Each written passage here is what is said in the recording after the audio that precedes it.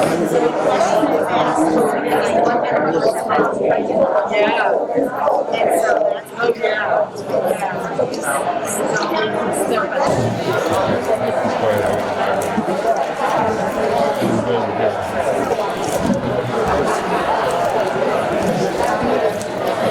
evening, everyone. Welcome to Candidates Night for 2021. My name is Nisa Smith. I am the advisor to the Political Action Committee of Kenston. And tonight we are with the League of Women Voters, and we're going to be helping with the Candidates Night. So thank you so much for coming out. I'd like to introduce my speaker for PAC, Dominic Gallant. He's going to introduce himself and talk about why we're here.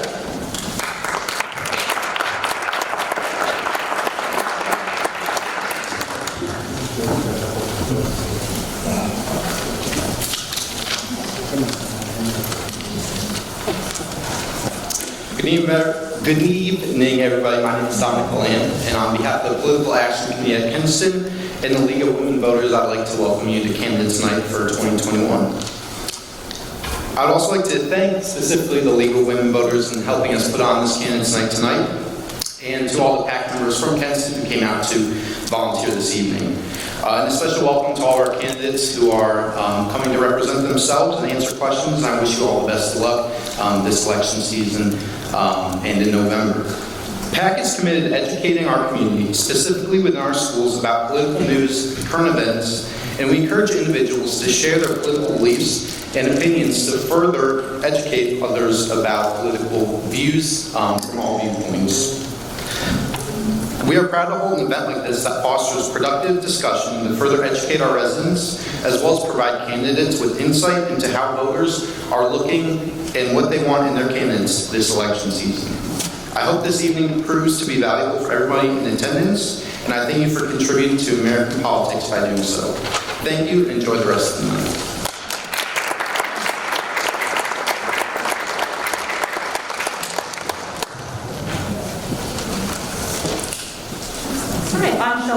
I'm president of the League of Women Voters, and I'm so happy to see all of you here.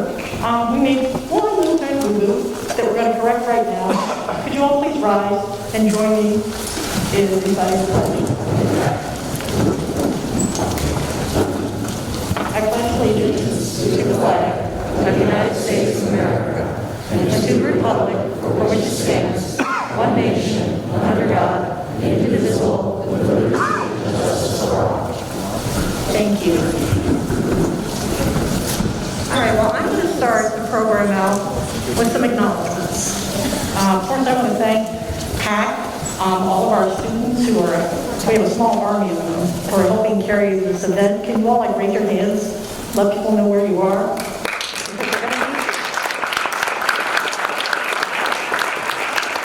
You're doing a great job. We always want to thank the Kenston administration for the use of this amazing facility and this setup that really helps facilitate discussion. So to the Kenston administration, thank you. To the Chagrin Valley Times, many of you picked up a copy of our print voter guide as you came in. The Chagrin Valley Times prepares this, publishes it, prints it at no charge to us. They do it as a service to the community, and we are so grateful to them. I wanted to share that they also have supplied the print guide in front of their paywall, so you can also go to their website and pull up this voter guide. So we're really thankful for that as well. Yes. Lastly, I want to thank the Geauga County Public Library System. They do a good job helping us distribute our voter guides as well. So if you're not able to pick up a copy on the newsstand, which I encourage all of you to subscribe, you can go to your local library and pick up a copy of this voter guide. Okay, so the last thing I need to acknowledge, we acknowledge our partners, and we couldn't do this event without them, but I need to let you know as a community, we can't do our work without your financial support. So on your way out, if you like what we do, and you want to support what we're doing, you know, feel free to drop a donation in our giant pretzel jar, and we'll put that to good use.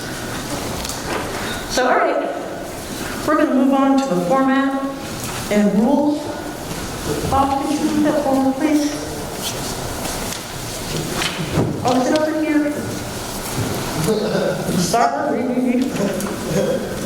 Thank you, and again. Squeeze behind you. Thank you. Okay, there we are. So the rules. First off, this is a forum where we get to hear from and question our candidates. It's neither a debate nor a rally. We do not distinguish between incumbents and challengers. Therefore, we refrain from using titles such as trustee or mayor. Surrogates are not permitted to stand in for the candidate.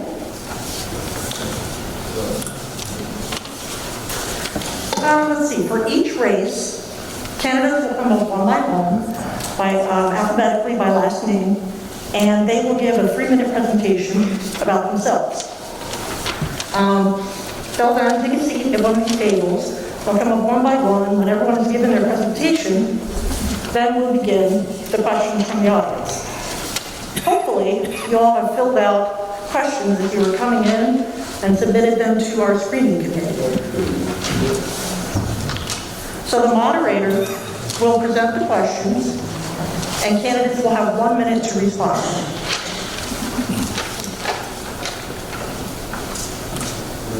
Okay, and the moderator decides at his sole discretion to extend or shorten the question period.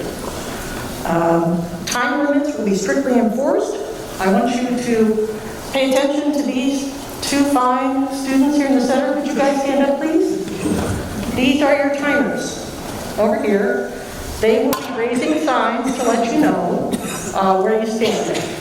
When you're presenting at the podium, your 3-minute presentation, they will hold up a 30-second sign to let you know you're nearing the end. And then when you're seated and answering questions from the audience, they'll hold up a 10-second sign to let you know you're nearing the end.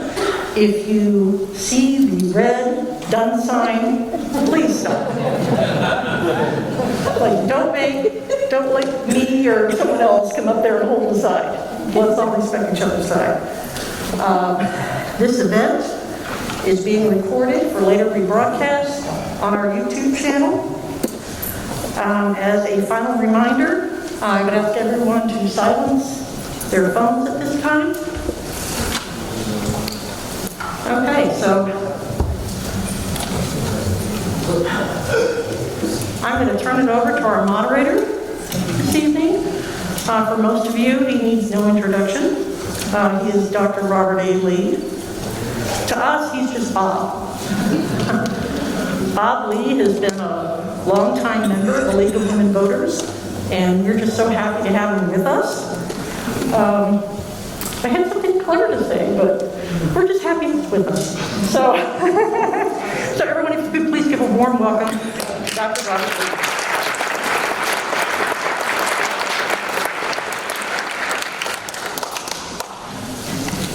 Hello, and I could thank you for the introduction, and I kind of was one of the founders of getting one of these at Kenston. It was, as a superintendent, I was saying, we got to have things like this in our community to engage the community and get them informed about things going on. And when I retired, I actually had Chuck Hess, who was a Township trustee at one time, that I got him to be the moderator, and when I retired, he kind of came over and he said, it's your turn. And I've been doing it ever since. So, and I'm a firm believer in this process and the education of our community, and I'm glad to be part of it. So today, we have the order, and the first order of business. Before I do that, though, we'll just say when we have the next group of candidates come up, we'll have you all come up and sit at the seats, and then in alphabetical order, we'll have you do your 3-minute presentation.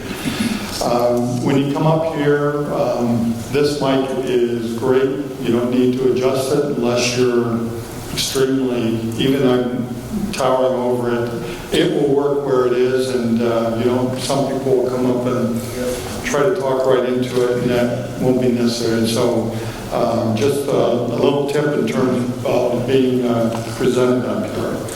So the first issue that we have is a countywide issue for Geauga County, and that's for streets, roads, and bridges. And unfortunately, we've had no one from the county that was able to come. In fact, several were people who could do this were with COVID, so they were not able to make it.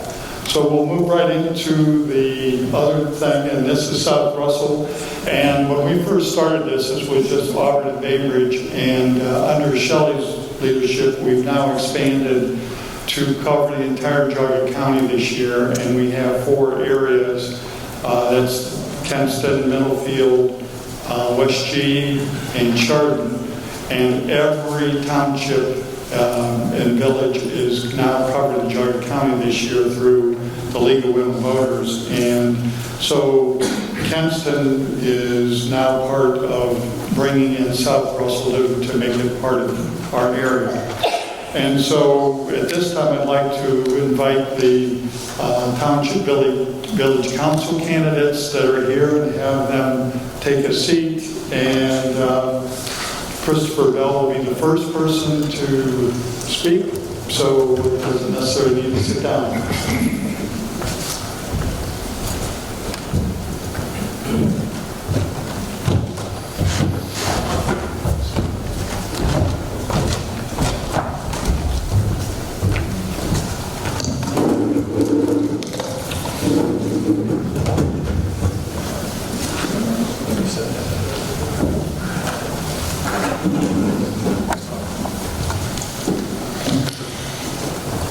Good evening.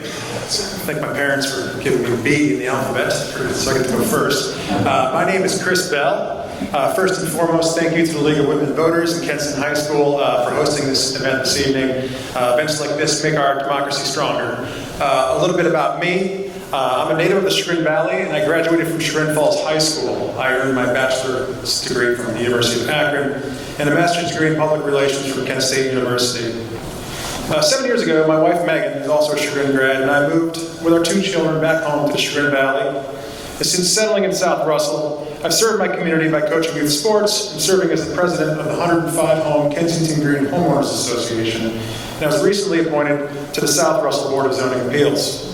Professionally, I'm a marketing communications executive and member of the leadership team at a mid-sized Cleveland-based manufacturing company and volunteer with a handful of trade organizations. So why am I here? Because I believe the only way you can help shape your community is by actively participating. South Russell is a wonderful place to live and raise a family. It's important to me that council work to maintain the characteristics of the village while also aggressively addressing problems. Some of the top priorities I believe for South Russell are: 1, finding solutions to the flooding issues that are damaging homes and causing safety issues on our roadways. The stress of remediating water in your home is taxing, and the fear of happening again is overwhelming and distressing. I know from personal experience. It's imperative that the village explores all potential solutions and creates a strategic, long-term action plan that implements realistic solutions that can be achieved with fiscal prudence. Number 2, continued responsible fiscal management of taxpayer dollars while also providing top-notch services. It's important that this remains the standard for the next elected council. Supporting the South Russell Police Department is number 3.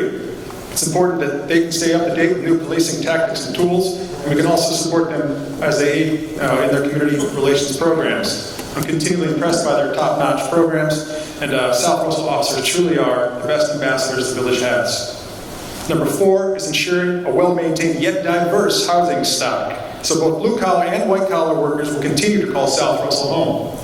I fear the broad expansion or raising of smaller homes, similar to that we've been witnessing just down the road in the village of Chagrin Falls, would someday make South Russell unaffordable for many. Economic diversity is good for communities, period.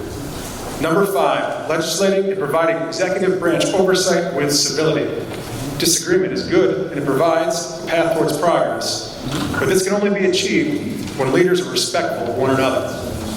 I look forward to having the opportunity to support my community through service as your councilperson. Once again, my name is Chris Bell, and thank you for your consideration.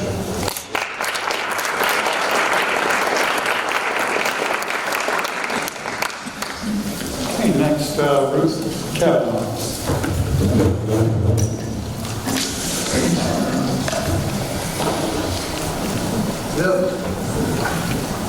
Hello, my name is Ruth Kavanaugh. I'm a mom, a wife, a retired nurse, a daughter who spent all of her growing up years in South Russell. I'm not new to this. In 1994, I was appointed to South Russell's ZBA, Zoning Board of Appeals. From there, I was appointed to a vacancy on South Russell Village Council in 1995. I ran for election in 1997 and won, and I served until the year 2000. In that capacity, in that 5 years that I spent on council, I was on the following committees: the Building Department and Properties, Police and Safety, Septic and Water, Public Utilities and Streets. I chaired the 75th anniversary of South Russell Village, 1923 to 1998, and I was on Planning Board, which was the board that I enjoyed the most because you're looking toward the future of your village with that. During the septic and sewer committees, we had a contentious issue with Bellwood Lakes, Bellwood Acres, that was a subdivision that had many problems. The septics had failed, and it took pretty much the 5-year time frame to get that solved, to get residents who had taken good care of their septic systems but were more or less forced to go to sewers. It was contentious, but I would like to say that as a council, we worked together, not always agreeing on everything, but agreeing on the big points, and that was very important. In my opinion, I'm not seeing that in South Russell right now. There seems to be pot shots and meetings that go on too long and not consensus. And this is not a good way to run any board at any time. I'd like to be the person that helps change that. If elected, I would do my best to work together with whoever is also elected. It's important to note that we're running as a slate of 4, and that's Chris Bell that just spoke, Mark Porter, and Greg Heilman, and myself. We're all dedicated to working together to solve the problems that always come before any of the municipal boards.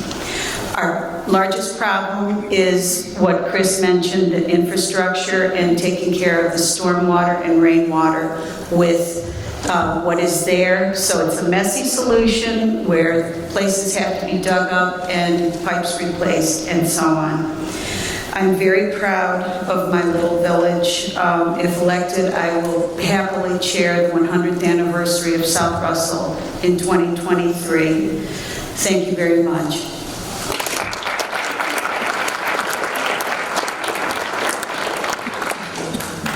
Yeah, next, Dennis Galicki.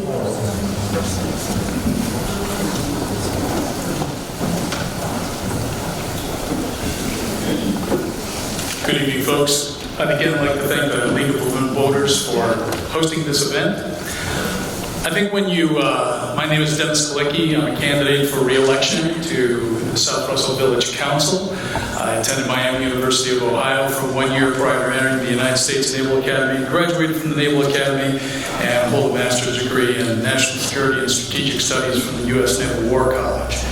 I think that, if I had to sum up in a couple of words why I'm interested in public office, it's because I'm extremely passionate about good government. When I returned back to Ohio after serving my country for 32 years in uniform, I was very disappointed in the political culture in terms of corruption, cronyism, favoritism, special interests, etc. And I really thought that the United States people deserved better than what they were getting for their public servants. I personally wish to continue my service to my country and community through elected office and serve the greater public good, to be a voice for transparent, open, ethical, honest, and impartial execution of our government business. I believe as a veteran, we bring a lot to the table. We possess many qualities our country and communities need, and our civic and political leaders: a commitment to serve, outstanding leadership experience in the face of adversity, familiarity with a broad section of American society, and an intimate understanding of the human consequences of bad policy decisions. I understand with authority comes responsibility, and with them both accountability, and I think there's little accountability in today's political arena. What some of the goals that I'd like to do is provide tangible deliverables to our taxpayers and residents to mitigate stormwater flooding issues that we're experiencing within the village. I'd like to improve transparency and accountability in village government. I'd like to preserve the semi-rural nature of our village and look forward strategically to the future with respect to the needs of our citizens. Some of the issues that I concentrate on is providing the taxpayers concrete deliverables or project completion on prioritized list of stormwater projects, starting with projects that will have the biggest impact on residential and commercial mix, future plan for the community assets such as village parks and village government infrastructure, and rejuvenate enforcement of our zoning laws, which make South Russell Village a good place to live and work.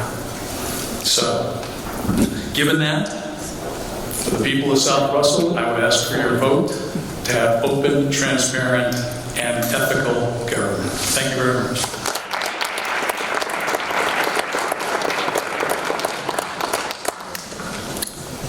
The next candidate is Mark Porter.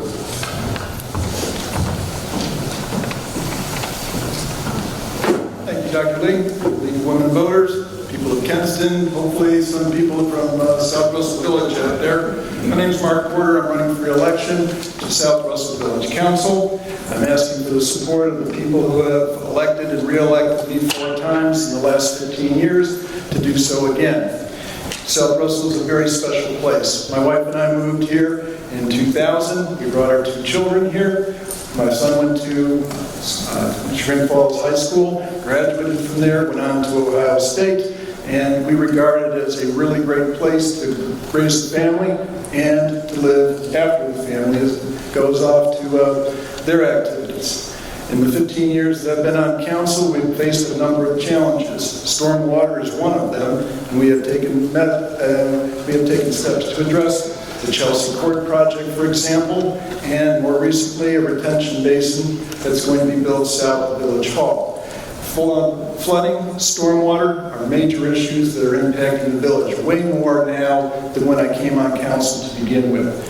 And I have yet to discover any really inexpensive solutions for stormwater. So the challenge for us going forward is to address these issues in a fiscally responsible manner without burdening the taxpayers with more taxes than we absolutely have to do. The village has been running very lean financially, and we do that by design.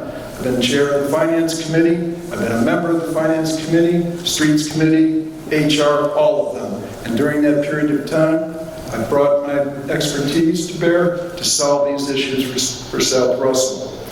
I'm President Pro Tem of Council right now. Mayor Coons is our leader, and he's been doing a remarkably good job, just like Matt Brett did before him and Bill Young before him. And I'm pleased to run alongside Chris Bell, Ruth Kavanaugh, and Greg Heilman, because we want to see the village progress, get better than it is, especially with regard to stormwater, keep taxes low, support the schools, which our residents have done routinely over the years, and also to make sure that our police department remains strong and that it does everything it's supposed to do under the law. As the chair of safety and serving with Councilman Canton, I am a part of making sure that the candidates that we hire to the police department have the highest ethical abilities and know their responsibilities. I think South Russell is a very special place. I ask for your support to keep going in that direction. The voters have put me in 4 times. I ask them to do it a 5th time. Thank you for coming.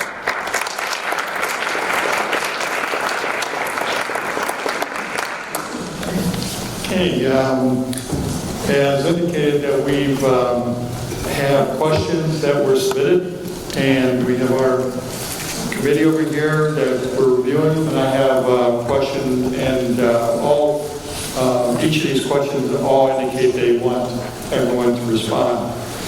The first question is, how do you see the role of village council interacting with countywide agencies and boards? So maybe we'll start alphabetically, and the next question I'll change the order. So we'll start with Christopher. Well, I think in South Russell we have some building department issues. It's been raised earlier that we incorporate some use from the county. I don't know that I feel strongly supportive of that, but we could at least have some communication with the county to try to share some resources in that for the short term time being, until we can fill the role that's been empty for quite some time in South Russell. Obviously, the county plays a major role in helping us with roads and roads. That's it. Thank you. Yes. How do you see the role of village council interacting with countywide agencies and boards? I'm fairly familiar with the county agencies, and one of the differences between the townships and the villages is villages have a little more latitude. So, for example, we have our own police department, which you could also do as a township. We have our own building department, which normally is covered by Geauga County building and so on. We also I had to work very closely with them throughout the Bellwood Sewer Project, because that is definitely under the purview of the Geauga County Health Department. As a nurse, I have worked closely with Geauga County Health Department as well with the nursing function. So it's a hand in glove kind of thing, and I'm proud of Geauga County as well. Thank you. Dennis Galecki. Yeah, I'll ask one more time. Yes. That's okay. Don't hesitate to ask if you want to clarify. How do you see the role of village council interacting with countywide agencies and boards? You know, in today's world, for the average citizen, there's probably a lot more interaction between the county, commissions and boards, and the village than you might anticipate. In terms of services, whether it be public health, whether it be water, whether it be services to the aging, whether it be services to those with disabilities, you know, we all rely on those combined services for the village of South Russell. Geauga County provides us a lot of those opportunities. They provide us budgetary oversight, and, you know, they provide us guidance as we formulate some of our budgets. I would welcome more open communication between the Commissioner's office and local village and municipalities, you know, as we go forward. Okay, Mark Porter. Regionalization is a big topic among village governments, townships, and counties as well, and indeed the state. Where it makes sense, regionalization should be pursued. And in South Russell, we do that by having our fire services provided by Chagrin Falls Volunteer Fire Department.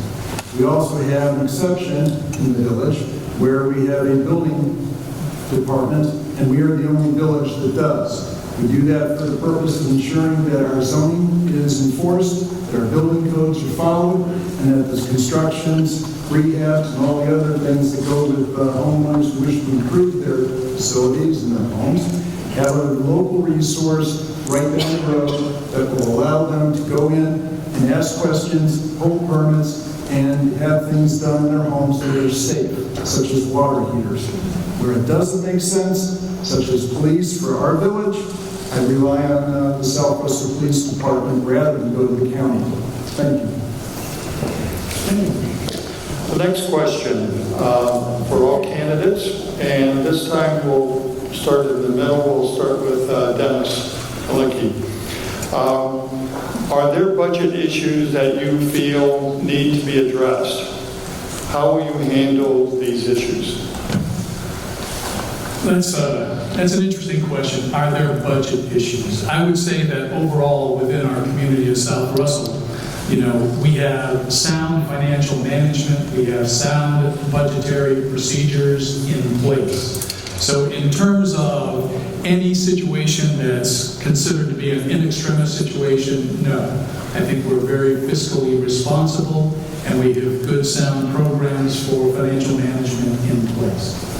The only thing that I would say is that, we have accumulated funds in a large part for not only streets, but stormwater mitigation.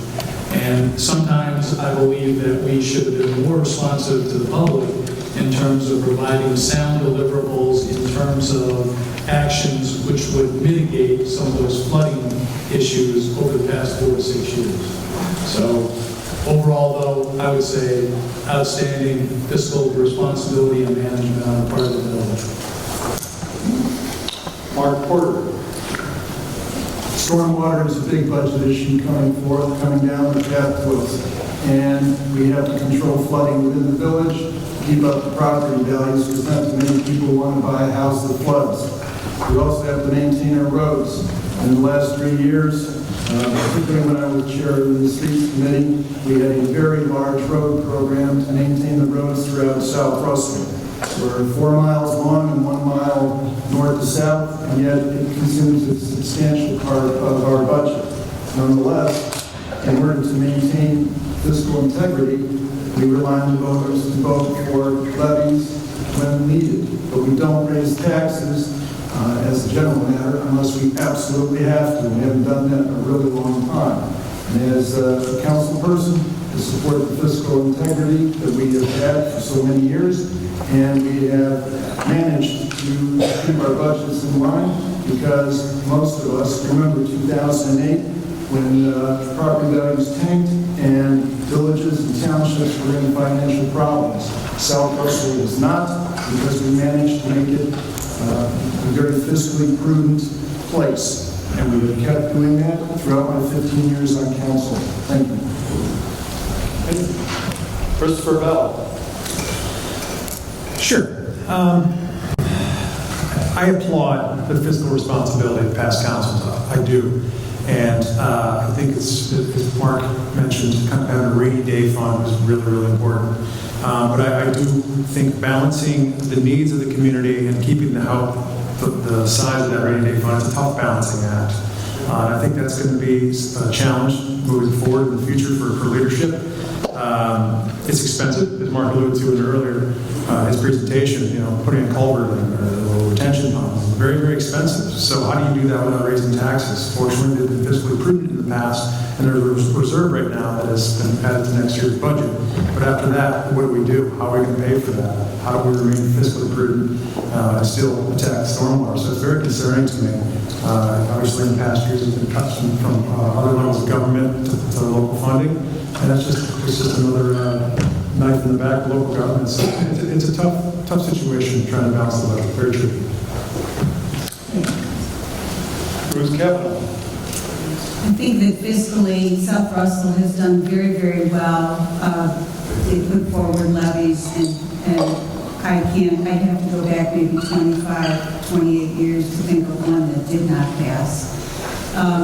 In that regard, for the taxes that are collected, 80 to 85% of that money goes to the schools, and 10 to 15%, something like that, comes to the village. This is become here in Bainbridge and in Auburn and probably most of the school districts. So you are working with a lot less money than what you would pay on your tax duplicate. So I know that the audit this year with the county, which is Jim Blaze, the treasurer, and the auditor, South Russell got great reviews and have done very well.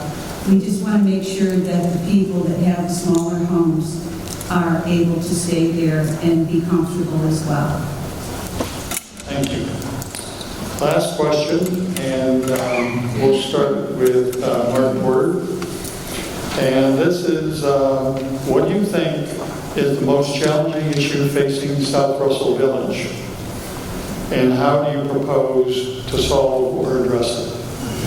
The most challenging issue we have is flooding and stormwater by far. And the solutions are not inexpensive. They are always very expensive because it involves moving large amounts of dirt and tunneling under roads and replacing culverts that have been there for years and years and years. The way we're going to do that is to utilize our budget and plan ahead. And we've done that over the last several years to build a detention pond south of Village Hall, which will probably be done in July of next year. I propose that we do that for the same to address the flooding problems north of Bell Road, which would include the O'Neill residence and various other places down there, Highwood, Hall. And we'd also like to do that without raising taxes, and I think we can. We have the budgets for it, we put aside the money for it, and it's time to act. Thank you. Okay, Christopher Bell. Well, I think you're going to hear this record on repeat from all of us that stormwater is most definitely the most pressing issue in the village. Not only is it expensive, it's not a one-trick solution. It's going to take a village-wide solution, which keeps being alluded to is very, very expensive.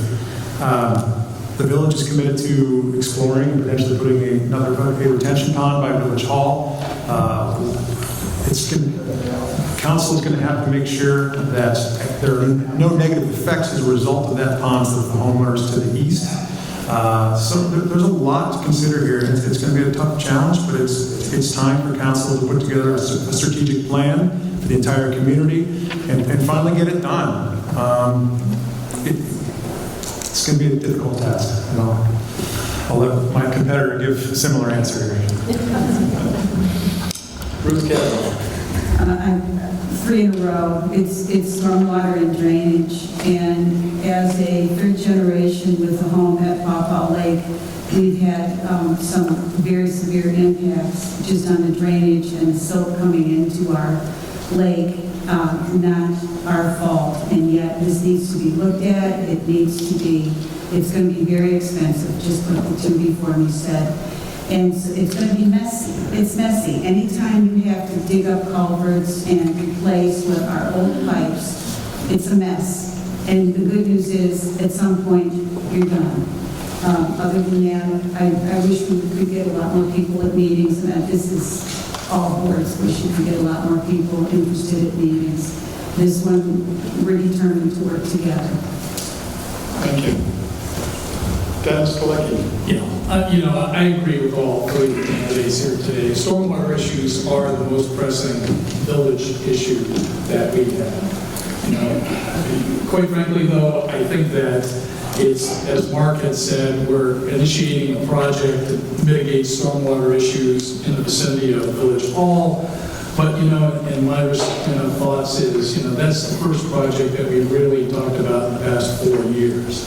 So sometimes I think the taxpayer deserves a little bit more action.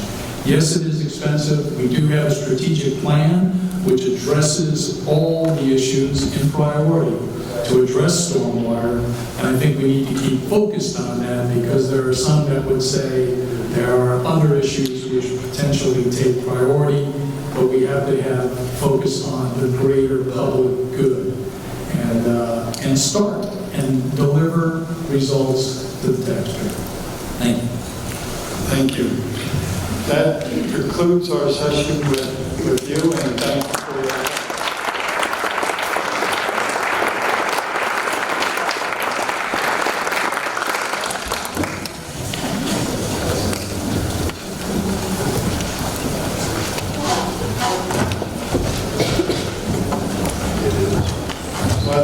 Is there someone here for the South Russell Village?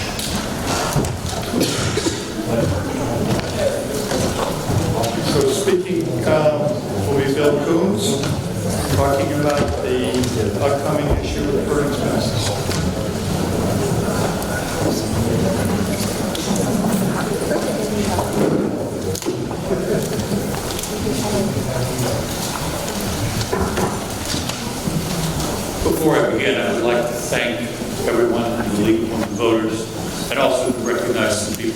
I had the privilege of working with the Kenston schools.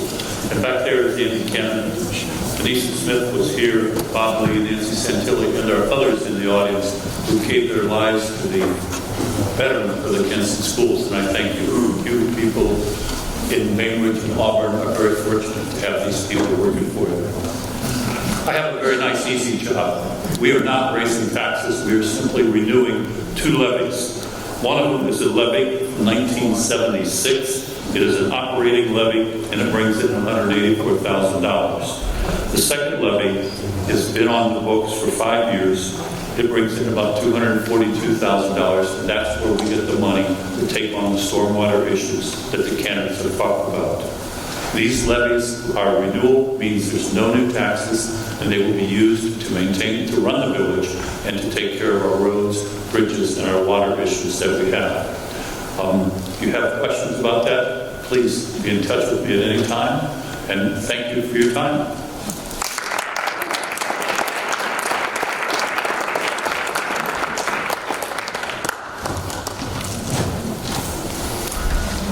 Okay, next we have the Chagrin Falls School Board, and we'd like to have candidates please come up and take a seat. And with Lori Bendall being first, you can just come to the podium.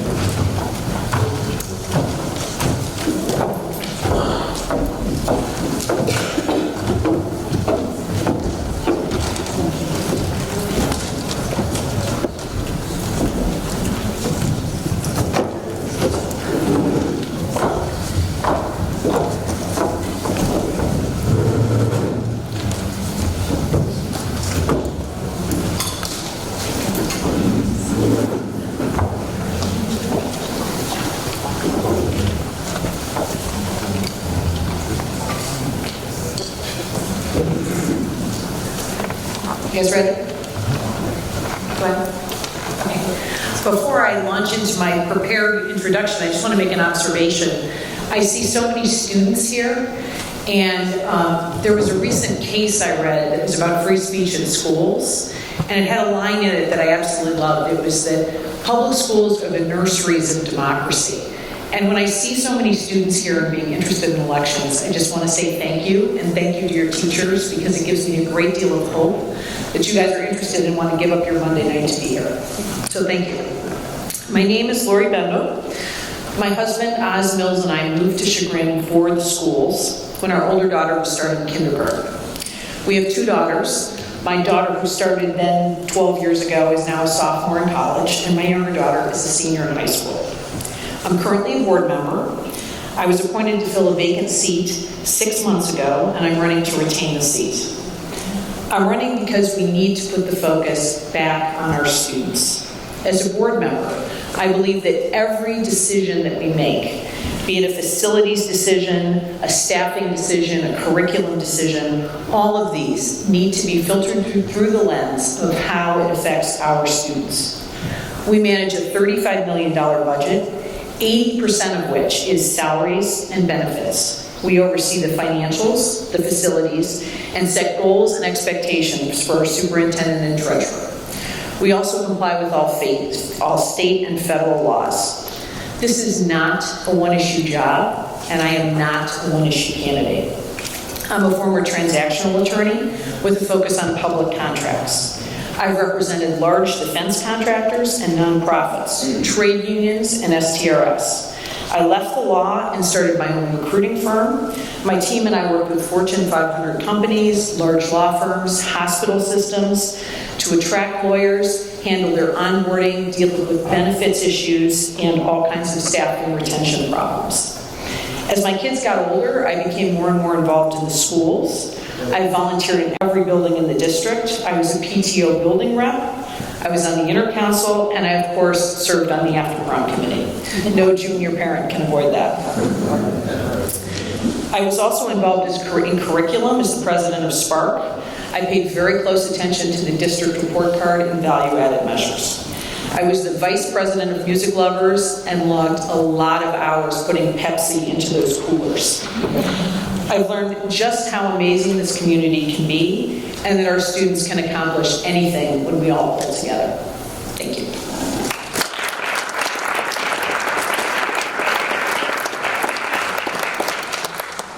Next, Mandy Hilton.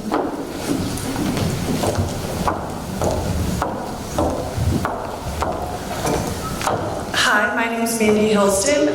Thanks everyone for coming tonight.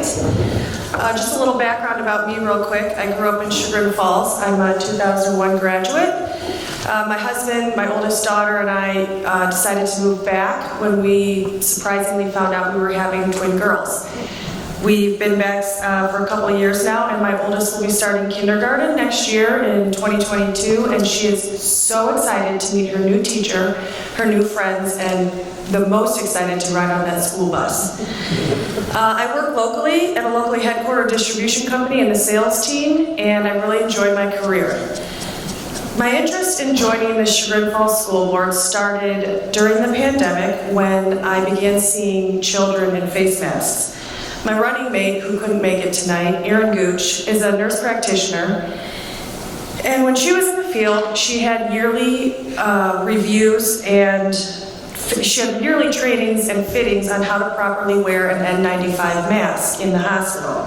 If our doctors and nurses have to go through that rigorous training, I don't see how we can expect these children to properly wear masks without causing cross-contamination.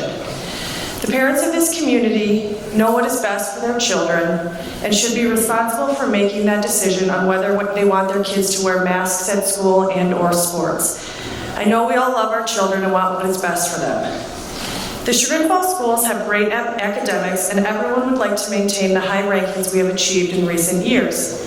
In the next 4 years, if I'm given the opportunity to serve the community, I would support passing levies that would help to grow our STEM program, to support our teachers, to make sure they can focus on their areas of expertise and not have to perform the duties of both teacher and counselor, by making sure we have enough counselors for all schools, especially enough for our high school students that need guidance on how they can best transition into adulthood.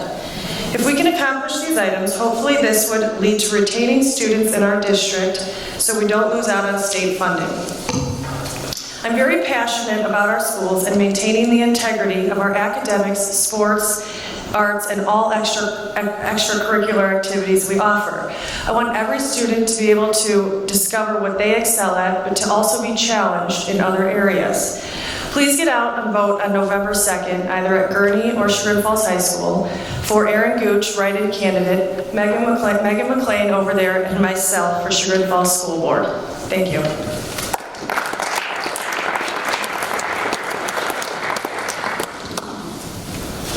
Next, Megan McLean. Sorry, no.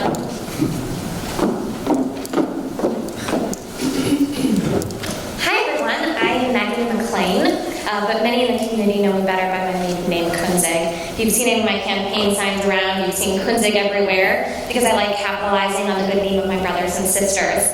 I am the fifth of 9 kids. I grew up just down the street in Kensington Green. I love it here, and I'm a very proud graduate of Chagrin Falls. I would like to thank all of the teachers and administrators. I'm very grateful to all of them that they have made this school such an excellent academic, a pillar of academic excellence, really. I would also like to thank our current board members, those in the audience, those on stage. I know that it's a big time commitment, and I appreciate every minute that you guys have spent of your free time on this. I really do. And I hope you guys feel that, because you guys have you've done a lot for our community. That being said, I'm running for the Chagrin Falls Board of Education because I feel it's my duty to give back to the community that provided me with an excellent academic foundation. I swear they did, even with the stuttering. I have a background in accounting, and I started my career off with PricewaterhouseCoopers, worked in the corporate world for several years for other big corporations. I now work on process optimization. That's corporate talk for I lead a team that works on data analytics and really making processes as efficient as possible to generate as much cash as possible and to save as much cash as possible. My team is very good at what they do. I'm very proud to lead them. In the last fiscal year, we contributed to $10.9 million cash growth for my company. So very proud of that. And I think these problem-solving skills, analytical skills, and leadership skills would be very beneficial on the board. So that's part of the reason I'm running. I would like to maximize every dollar spent by our school district, ensuring that Chagrin Falls students have the best education possible. That's a little bit about my professional background, a little bit more on my personal background. Since I started this campaign, the question I've had the most is, why are you running? What are you passionate about?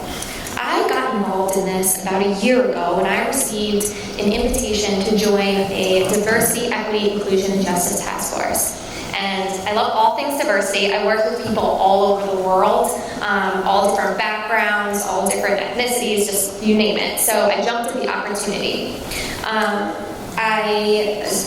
However, after 9 months of meetings and $22,000 of district money, all we had to show for our efforts were vision statements, some of which I agree with and some of which I don't.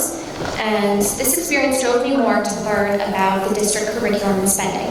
And as I did that, when I started digging into the reading list, I only have 30 seconds, so I'm going to be fast now. When I started digging into the reading list assigned to our students, gotta be honest, I was a little scandalized. For example, please look into the 8th grade reading list. Families were sent a letter warning parents of explicit content in the books this year and that they should pick the book best suited for their child. While some may argue that this is acceptable because the administration sent out a warning to parents, I argue that a book like the 57 best graphically depicting a child. Oh, sorry. Thanks.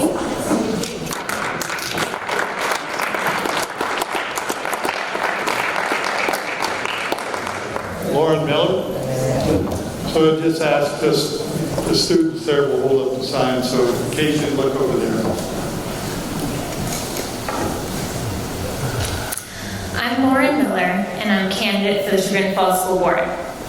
When I was growing up in Chagrin, I felt safe and supported by the schools and this community.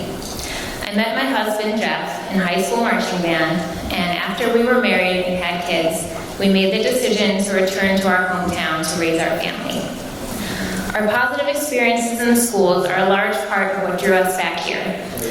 I was the first female student ever to take AP Computer Science at Chagrin Falls High School, and that experience helped encourage me to pursue a degree in engineering when I attended Miami University. When we returned to Chagrin after over a decade of living elsewhere, we jumped right back into the community. We became active again at Federated Church and joined community organizations such as the PTO, the Dad's Club, and the JCs. Today, we have one child in the middle school, one in the intermediate school, and a brand new kindergartner at Gurney. Having 3 kids spread across all 3 Chagrin school campuses means I'm getting daily interaction with the staff, the facilities, and the curriculum materials that cover a wide variety of ages in our district. It also means I constantly have an inbox full of school emails all the time. In addition to our 3 kids, we're also a licensed foster family and have welcomed children into our family on a temporary basis. This experience has made us more aware of how Chagrin might feel to a student whose background is different than their peers. It's reminded me how important that support of a community is and how important it is that every child feel it. I'm running for school board because I love this community and I want our schools to continue their tradition of excellence. I believe we have an obligation to provide the highest quality of academics and a well-rounded education that prepares our students for success in a diverse world. I believe every child deserves to feel safe and valued at school and have the resources they need to maximize their potential. I also believe that there needs to be communication and trust between the school board and the parents, students, teachers, and community members. A vote for me is a vote for someone who will take every aspect of this job seriously and do all of their homework. I plan to be a committed, level-headed board member who listens, learns, and makes the best possible decisions for our kids. Again, I'm Lauren Miller. I appreciate your time, and I'm asking for your vote on November 2nd.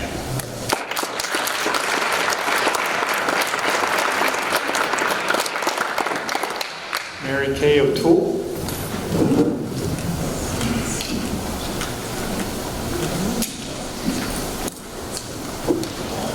Good evening, everyone, and thank you to the League of Women Voters and the students of PAC for hosting tonight's forum.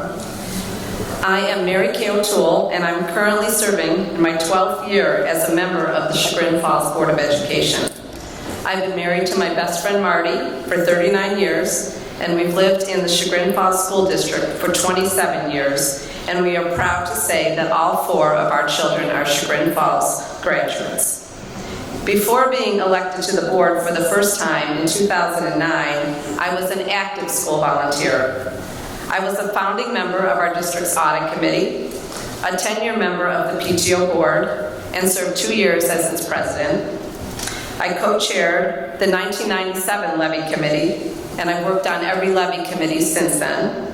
I participated in every strategic planning committee since 2004.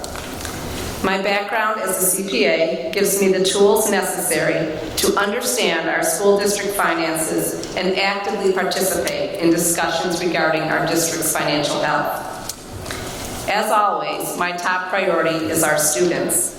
With so many issues on all of our minds right now, those of us elected must remember to stay student-focused. We must meet the safety and security needs of our students and attend to each student's educational needs so that all are positioned to maximize their potential. This election cycle is seeing our school board races be dominated by some loud, national, partisan issues. These issues have inflamed a lot of people's passion, and I appreciate that our community is engaged in them. However, these conversations should not be the focus of our local school board elections. Finding the best qualified candidates to carry out the responsibilities of the school board should be the focus. Here's what school board members do. We select, employ, and evaluate our district leaders, our superintendent and treasurer. We thoughtfully consider and approve or reject the recommendations of the superintendent and treasurer. We set policies and district goals. We determine and approve the annual budget. We provide funds and facilities necessary to educate our students. We understand our negotiated union contracts, and we collectively bargain those contracts. We're strategic thinkers. With my years of experience, I have the perspective to stay focused on these big issues while we consider the challenges of the moment. I will continue to lead with a depth of understanding of Chagrin Falls schools in alignment with the history, character, and needs of our community. I respectfully ask you to keep me on the Chagrin Falls Board of Education.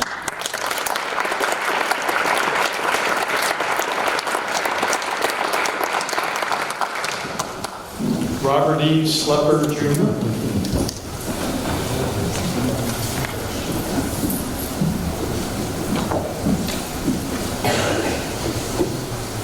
Good evening, everyone.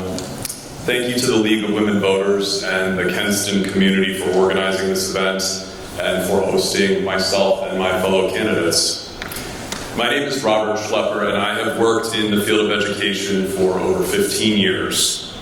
I have 2 master's degrees in education, one in teaching and the other in teacher leadership. I also hold a doctoral degree in K-12 educational leadership and administration. As many of you know, I wrote my doctoral dissertation about effective academic environments, and I used Chagrin Falls School District as a case study for that research. I've worn multiple hats in the field of education. I've been a high school teacher, a high school principal. I've held multiple school administrative positions in the cities of Cleveland, Boston, and Denver, respectively. I currently hold a dual appointment at Cleveland State University, first as a professor in the College of Education and Human Services, and second as the Director of Student Affairs for Cleveland State Global, which is the international division of the university. My entire professional career has been in service of students. I've held public office twice, previous to my current candidacy, first as a village councilman in Chagrin Falls, and then as a county commissioner in Denver, Colorado. I have significant experience working with stakeholders at the city, county, and state levels. My husband, Thomas, is a 2003 alum from Chagrin Falls, and we have been together for 14 years. Our daughter Josephine will be a 2037 graduate, which is a terrifying number to me. I wrote that down. It sounds like something from Back to the Future. I'm running for this board seat not for a political agenda, not to politicize education, but as a passionate educator. Managing a school district is more than a single issue endeavor. I want to bring the perspective of an experienced educator to this board to speak to all components of this school district. When I attended the League of Women Voters Forum in Chagrin last week, I asked the following questions. What type of community do we want to be? Do we promote safety over politics? Do we embrace experience over speculation? Do we welcome and support every student in our schools and in our communities? I remember the morning of my graduation from John Carroll, the president of the university addressed the graduating students and asked the question, are you women and men for others? I've made education my life's work. I firmly believe in the transformative power of education on communities, on families, and on the world. And I've chosen Chagrin as the place to raise my family because I deeply believe in this community. I ask for your vote November 2nd.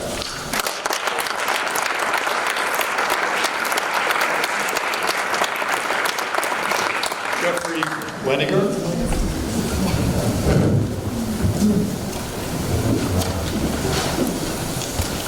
Good evening. I would like to begin by thanking the League of Women Voters at Kenston High School for holding this event. My mother would be smiling, looking down on me right now. Back in the 70s, she was the president of the League of Women Voters in Portage County. So you're probably asking yourselves, who is this guy? Well, I'm a single father of a 10-year-old boy who attends 4th grade at the intermediate school in Chagrin Falls. I have a unique background wherein I was adopted. I have an adopted Japanese brother and a foster black African-American sister. This family dynamic has given me a unique perspective in regards to the issues that are facing our community and society today. I came from an academic upbringing in that both of my parents were university professors and administrators at Kent State University. This influenced me to earn a teaching credential, which I obtained in 1997. Since then, I have taught in written curriculums regarding professional continued educational development. I've also served as a university guest lecturer, and I've been published in a number of various professional periodicals. While here in Chagrin Falls, I've volunteered within the school district. At Gurney Elementary School, I've been a 2nd grade reading tutor, as well as a lunch and recess volunteer. And I just recently began working in the Safe Routes Chagrin Falls as a crossing guard, which is absolutely a kick in the pants. I'm retired from the Los Angeles Police Department after a 30-year career in law enforcement. Wherein as part of that experience, I was in management, and I was accountable to the public. The school district is accountable to the public, as it oversees the mission, the vision, the goals, and the fiscal well-being of the district. People need to know that they have an influence on the decisions that so significantly impact their children and the communities they live. Nothing alienates a community from the school district in the sense that you're not part of that process. I will provide leadership demonstrated through innovative problem solving, practical solutions, honest answers, and logical decisions. I will inquire, listen to, and consider all community input. I'll provide feedback in the form of rationale that justifies and validates decisions. I support an educational experience that enhances academic achievement, promotes character building, and develops a sense of civic responsibility in our children. Let's work together in maintaining educational excellence. Thank you.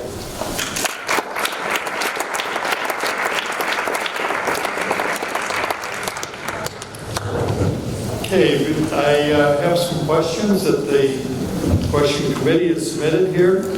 And the first question, and I think we'll start with Jeffrey first, and we'll go reverse. How do you plan on helping those with disabilities in our community and our schools? Is this on your agenda? Well, absolutely. I have the sense that all children need to have an equal opportunity to maximize their potential in their educational experience. And part of that involves addressing children that have disabilities or are less inclined to excel in their academic achievement. I've recently had experience working with the school district in assessing my son with an IEP. And that process was a very favorable one, not only for myself, but for my son. And in seeing a school district that's committed, because this is not the first school district he's been in, but I'm very encouraged by what I saw and how the school district handled that, and he will be a better student because of that. Okay, Robert Schlepper.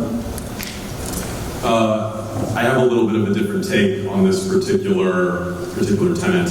I've had conversations, I'd say, with about 850 members of this community, members of this particular school district. And some of the things that I'm hearing about education and students with learning differences or disabilities is quite alarming to me. Individuals that have fallen through the cracks, an individualized education plan that is not implemented between buildings, perhaps from the intermediate school to the middle school, multiple different stories. I think we need to take a second and a third and a fourth look at how we're looking and caring for this particular subset of students. We really have to look at how we're differentiating education for this particular population. I know the district has an individualized education for each student goal, but upon looking closer at the implementation of this plan, we don't seem to have made much progress. So this is a very central tenet of my platform. Thank you. Mary Kay O'Toole. Thank you.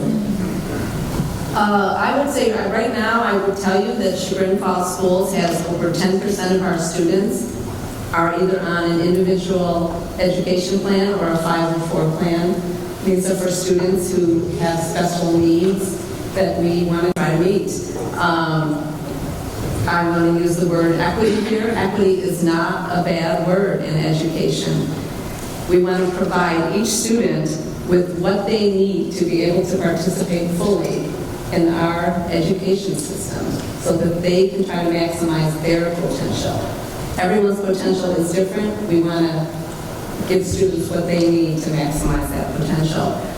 We have a pupil services office, but if people are not happy with what's happening with their child's education, they need to reach out and revisit that office and revisit their plan. Thank you. Lauren Miller. I'll take a slightly different tack on this and talk about neurodiverse children, which I think also falls under the same umbrella. But was actually something that was addressed in the DEIJ, the Diversity, Equity, Inclusion, and Justice Task Force. That was part of our last year. And part of that was collecting stories from parents and students who were neurodiverse. So it was an appreciative inquiry process to find out what we're doing well and what we could be doing better. And through that process, I heard some stories about ways that we could be doing this better. So I think that's one reason why we need to continue with this initiative to continue the spirit of continuous improvement to serve these kids as well. Megan McLean. I'm so glad someone asked this question. My mom has been in special education since I was little, so she was a special education teacher, and then she moved into a role where she was actually helping people find jobs. So a big part of her role is helping these kids find out what are you best at, and how do we get you a job out in the working world. So I know we just used the word equity. I actually would disagree, and I say it is more about equality, because it's not about making sure that they have the same of everything, that they land in the same place. Some of these kids don't want to be in the same place. Sometimes it's better that we figure out what is best for their future, where do they want to go, and we help them get there. So if you're looking more, hey, maybe some kids are more interested in fixing cars than they are going to college. Maybe that IEP is helpful to them to get to college, but maybe that's just not what they want to be. My brother was on an IEP, and he excelled, definitely not in reading, he excelled in math, and that's where he needed the support. So I just think that it's a great question. I'm glad people are talking about it. I'm very passionate about this subject, and I would love to partner with the TWO Foundation in Bainbridge. If none of you have been there, please get there.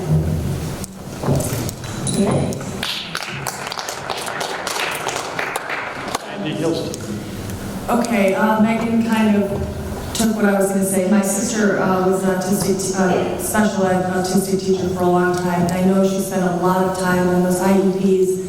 And I think what we need to make sure that we have in our school are teachers that are focused on the needs of our children rather than having, generalized teachers for all different types of disabilities.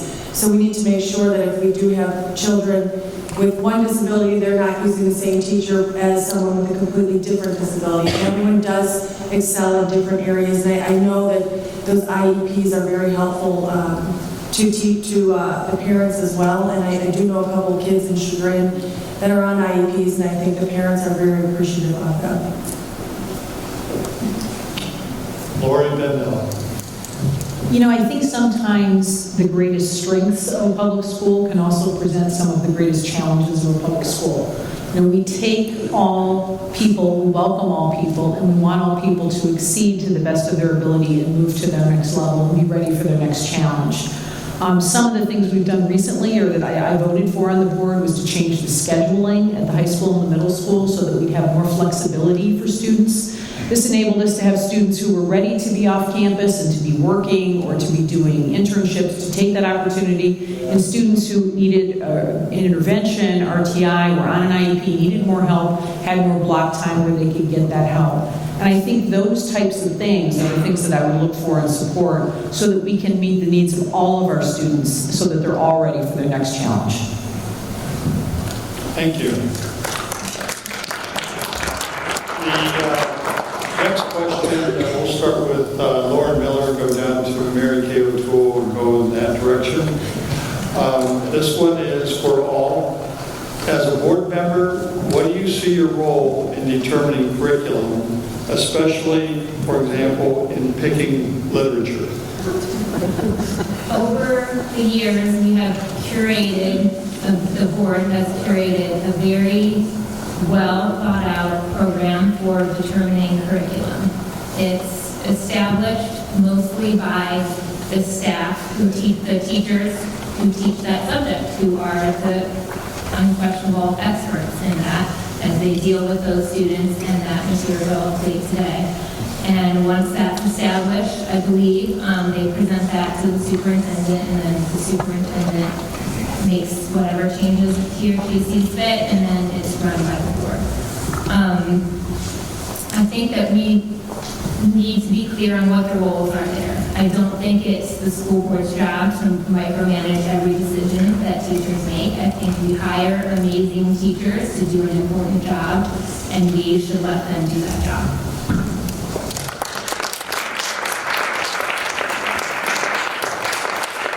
Mary Kay O'Toole. Well, Lauren, you did a fine job explaining our curriculum program.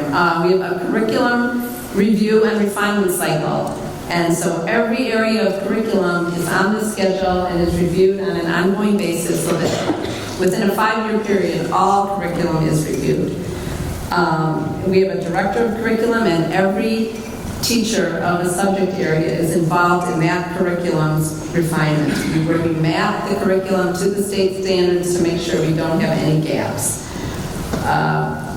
So I tend to support the curriculum changes that are recommended to the board because they've been thoroughly vetted, and it's usually a 1 to 2 year process for each area. But if somebody has a problem, like with a book that their child is supposed to read, you don't need a curriculum committee to talk to that. A parent can talk to the teacher, talk to the principal, talk to the director of curriculum, have a discussion, suggest alternate titles. It doesn't have to be a board decision.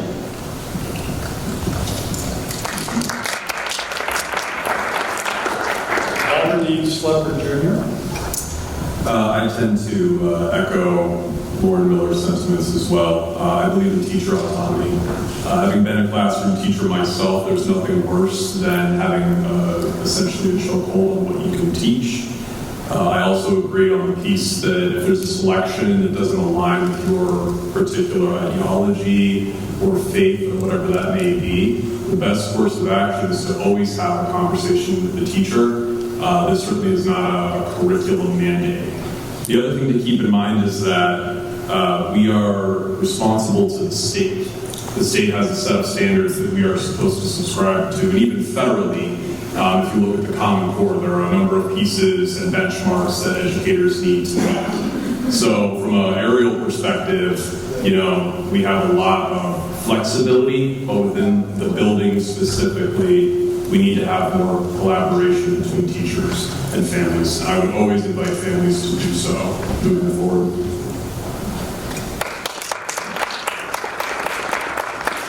Jeffrey Wenger. As Robert stated, the state, there's some mandatory things that have to occur in education. That being said, the school board specifically is responsible for approving or denying curriculums. And in regards to textbooks, they need an affirmative vote of all 5 members of the board to get a textbook into the schools. That being said, I would certainly hope that they are being read. But my view on curriculum is that we want our children to be exposed to these challenging issues. We want them, as long as they're age appropriate, we want to develop critical thinkers. We want to have people that can collect information, assess it, come up with a conclusion, and be able to articulate their rationale for their findings. So that's ultimately what we're trying to accomplish with the curriculum.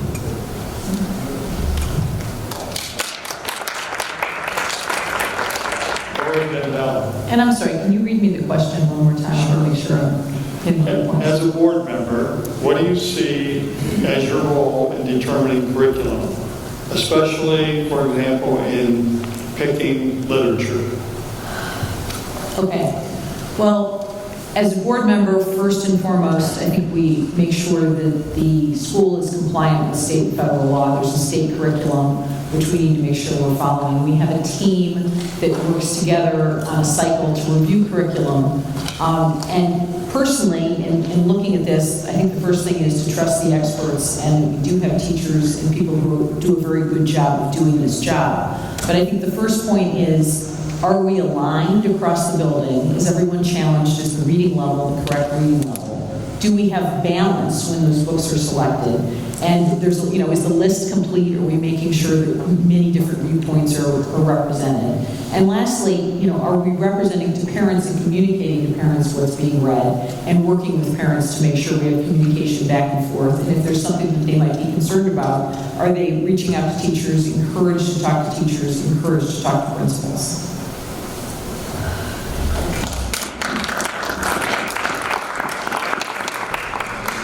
Cover everybody, right? No, I don't. Go ahead. Mandy Hilston. Okay. I think I'm going to take a little bit different spin on this. I know there's state requirements that we're supposed to meet, but I also believe that we are responsible to our responsibility is to our parents, the parents of the students, and I think that there should be availability of curriculum and books that are being read. It should be easily found on the website of kindergarten. Here's what my teacher is going to read up through 12th grade, so you can screen all of those books before your child is going to read those. I do believe that the teacher should have some choice, but I think that there should ultimately be some back and forth between the board and the teachers to make sure that we're all in line, as well as the parents.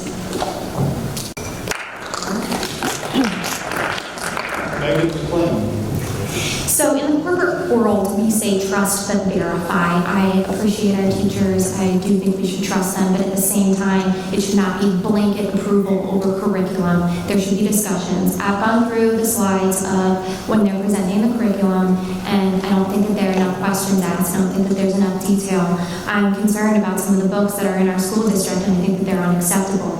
For example, the 57 bus. It graphically depicts a child being lit on fire and uses very explicit language. You want a quote from that book? How about, remember, this is 13-year-olds reading in the schools. Aw, N-word, you just broke my neck, Lloyd yelled. Damn pussy bitch fuck. I shouldn't have to say that up here. I also shouldn't have to have 13-year-olds read it. This is inappropriate. When I was 13, if any of those books would have been in my classroom, my mother would have been down that front door raising hell, and that's what I'm doing. These books are inappropriate. There needs to be more thought into it, and people need to review them more. Thank you. This last question is for the terms of non-seated board members. So these are for the people that are running that are not currently on the board. And the question is, what specific actions have you done to prepare you for this role if you're elected? And we'll start with Mandy. Can you say it again? Is it, well, Mandy or Megan? Did you say Mandy or Megan? Mandy. Okay. Can you repeat the question? Yeah. What specific actions have you done to prepare you for this role if you're elected? Okay. Obviously, I agreed to this. I feel like I've spent a lot of time in the last year doing research on where money has been spent, on particular outside companies coming in. I've done a lot of research with the help of Megan and Aaron Gooch, who's not here, on the curriculum and the books that are being read in our schools, and we've spent a lot of time trying to determine how we can, maybe adjust some things to make sure that the parents in the community are happy with what's going on. I think I would be a good addition to the board. I'm very organized. I make all of my own decisions at work, and I think I would be able to handle the responsibilities here based on what we've been doing the past 6 months and how much time we spent looking into things. Megan McLean. The most important part about going to school, about sending your children to a public school, is the curriculum. I spent a lot of time starting to read the curriculum, trying to talk to other parents, their concerns with the curriculum. If the curriculum isn't something that the parents agree with, then the rest of it doesn't matter, to be frank. So do you really want all your tax dollars going to something that you disagree with, is my first question.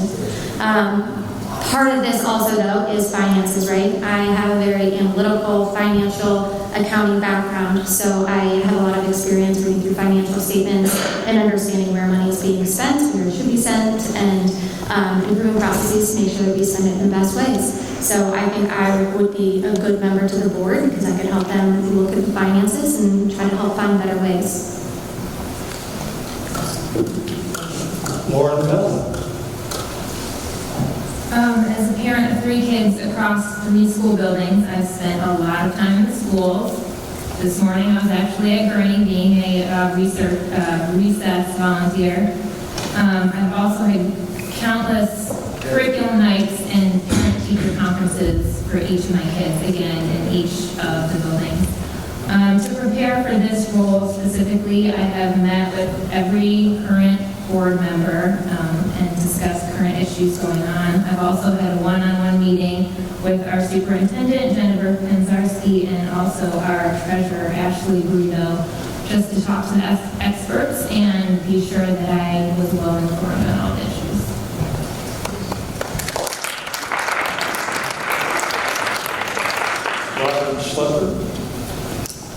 I would respond to this question that I've done the actual work of education professionally.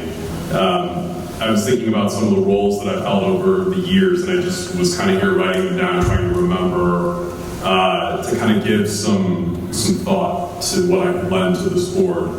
I've been a high school English teacher. I've chaired an English department. I've been a high school principal. I have directed gifted and talented education. I have been a director of concurrent enrollment, and now I teach pre-service teachers. I've worked in just about every type of capacity in a building that you can hold academically. So I feel that I can speak to the lens of an educator, and I really do believe that my background as an educator, speaking from that perspective, especially in urban, low-resource spaces, is really going to be useful in this particular board race. So thank you so much.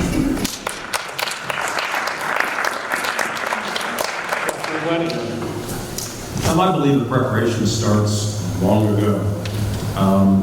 Started with my upbringing and my entire concept of education, the importance of education, and how I've always mentored people and encouraged people to be involved and do their absolute best within their academic endeavors. But that being said, first and foremost, I observe the board, because ultimately the board serves as one. I had to believe before I would take this on that I could actually work with those board members, and that my leadership style and that my skill set could be an asset to the board. So I did that. I've spoken to the treasurer, so I better understand all the things relative to the budget and the complexities of that. I've been involved myself, so I understand the school's volunteerism. Like I said earlier, as a reading tutor and working with the kids during lunch and recess. But it's a global experience in preparation for this. Thank you. That concludes our questions for the board. I want to thank you all for attending and best wishes.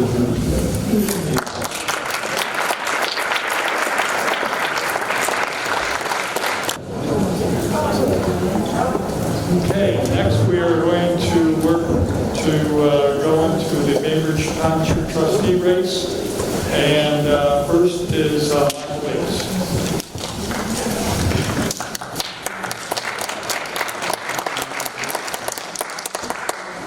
I have to confess first that I feel a little out of my element. I'm used to talking 12 and 13-year-olds, and they usually give me 48 minutes.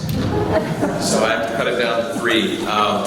As many have said, thank you to the League of Women Voters and to the Kenston PAC for hosting this event, and to Kenston High School for providing us with this venue.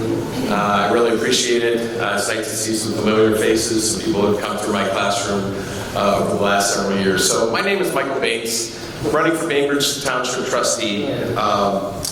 A little bit of my background, I'm going to go back a little further than some of the others have, back to being born in a Navy family, which I believe instilled in me a commitment to public service and duty, not just to country, but also to the community. And then after my dad retired, when I was about 10, we moved to a small town in southwestern Pennsylvania, and I got to be blessed with the experience of living small town life in a township about an hour southwestern Pennsylvania. Pittsburgh, Pennsylvania. In fact, my very first job coming out of high school was for the Bullskin Township Roads Department, cutting weeds at the intersections throughout the township for the entire summer. I was never more pleased to be able to go away to college after that experience. We had to do it by hand.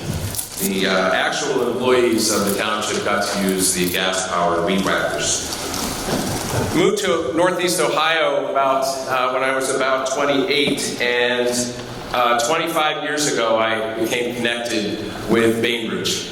I was driving for my very first interview at Gardner Elementary School, and as soon as I drove into the township, I knew that I was home. And I have spent the last 25 years growing in my commitment and my love for this community, and growing as an educator and meeting so many people and hopefully serving them with every ounce of my heart and soul. Not always perfect, but always with everything that I had. In that 25 years, I have held some leadership positions in buildings and districts. At the Kenston Middle School, I have had leadership, the building leadership team. I've been on that 5+ years, and in the district, I have been on the local professional development committee for over 20 years, and I've been the chair of the committee for 18 years. No one wants to take that from me. I don't know why. As a trustee, what I hope to offer you is servant leadership. In other words, a focus on you. I am not here for me, and I asked for your vote and realized I was out of time.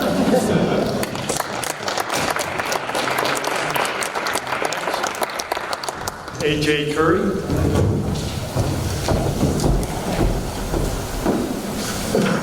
I should take this off, huh? First off, hi everybody. I'd like to thank the League of Women Voters and the student members of PAC for hosting this event. Also, not written down, but I want to thank Bob Lee for giving us a chance to go to the bathroom before we have to go up here, because really, so, as you just heard, my name is A.J. Corey, and I'm running for Bainbridge Township Trustee. I have a Bachelor's of Science in Food Science, a Master's of Jurisprudence in Global Food Law, and I currently work from home as the Director of Technical Sales for the ingredient company. Long before I decided to run for trustee, I fell in love with this town. I fell in love with the space we have, quiet morning coffee on the porch with my wife, and the darkness we have to enjoy stargazing with sunlight. And while my Bainbridge story could end with that, after a great deal of discussion with my family, we decided that it was best to be involved to preserve what we as the people of Bainbridge love and improve upon things that the people of Bainbridge know needs improvement. I've long had a passion for leaving things better than I found them, whether it be services available to students in college or one of the 3 professional boards that I serve on. It has always been an important part of my life. As a landowner here in Bainbridge Township, I quickly learned that sometimes it's a lot more work than you think it is in the beginning. But all that hard work really does pay off, and it's totally worth it. One of the lessons I've learned along the way is the importance of doing things the right way. Because you don't simply have to do it again. This is a part of what I believe is most important to the people of Bainbridge Township. For our local government to do things the right way. The efficient way, the effective way, the transparent way. So the hard money we pay to the township is not wasted. While the incumbent may not be today, I have to say there are some things, some definitive things we agree on that experience matters. The frequent power outages we experience, the floodings we experience in parts of our township, the seemingly unrelenting traffic on parts of 306 and Bainbridge roads that we experience, the lack of choice in high-speed internet, high costs that we experience, the lack of access to some utilities that we experience. I'm already in contact with ODOT and have reached out to the WAC on the traffic issues and look forward to working with other relevant agencies. I again wholeheartedly agree that experience matters. Lastly, I want to say how excited I am to be running this race beside Dr. Bates. As our reasons for being here are rooted in our shared ideals, our dedication to our families, and our vision for the future of our beautiful Bainbridge Township. Thank you, and I really appreciate your help.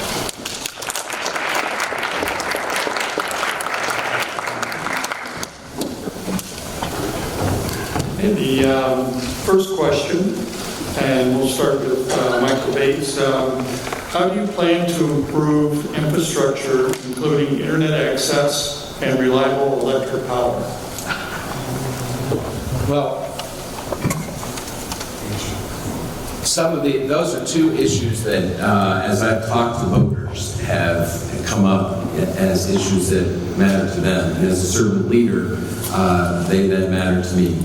I am obviously new at this particular type of public service, and I feel that as township trustees, we may not have the power to actually create the improvements in the power grid or in our internet infrastructure, but we certainly can have the influence, and we can certainly set the tone that even though we are a small town and we are in a semi-rural area, that we still should be able to expect from our power companies and from our broadband internet providers excellent service and less frequent outages.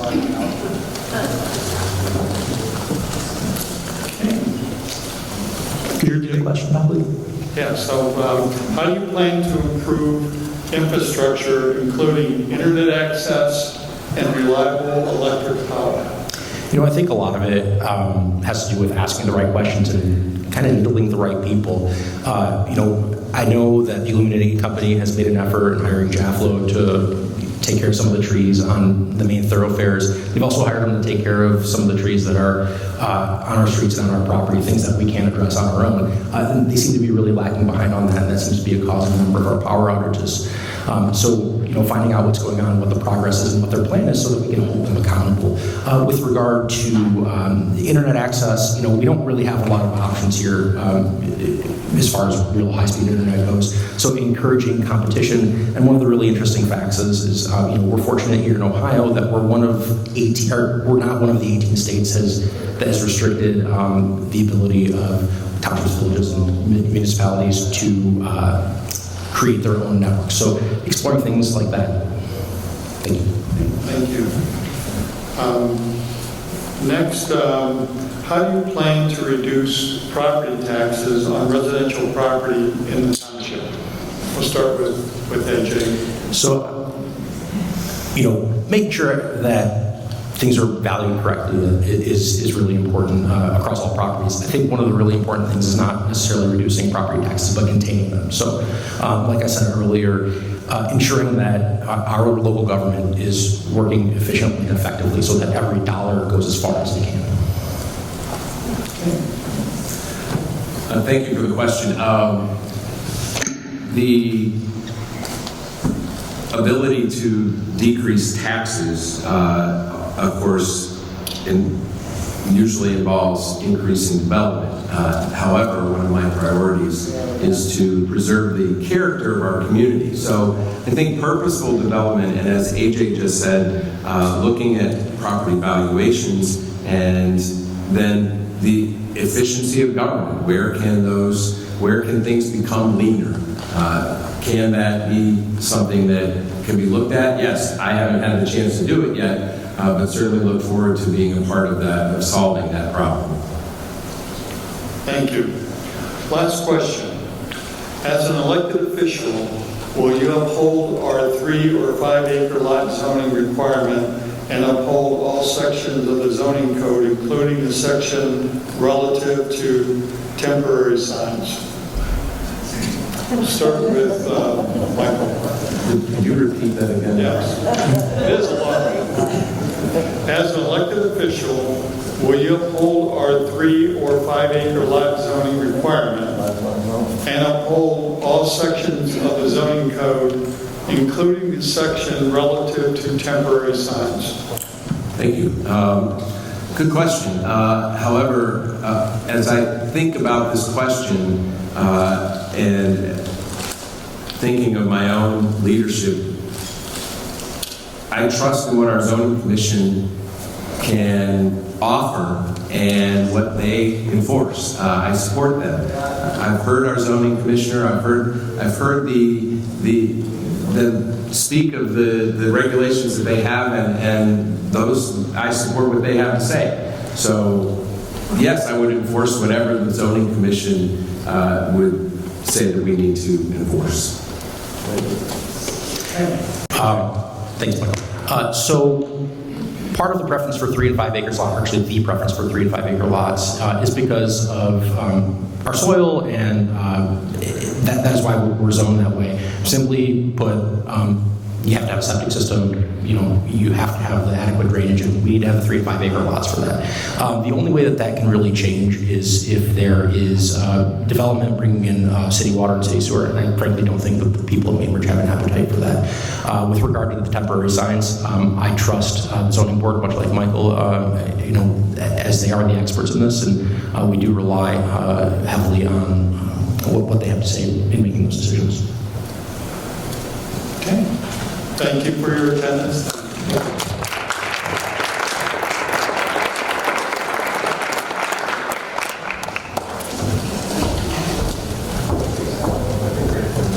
Okay, next we'll invite the candidates for the Kenston School Board.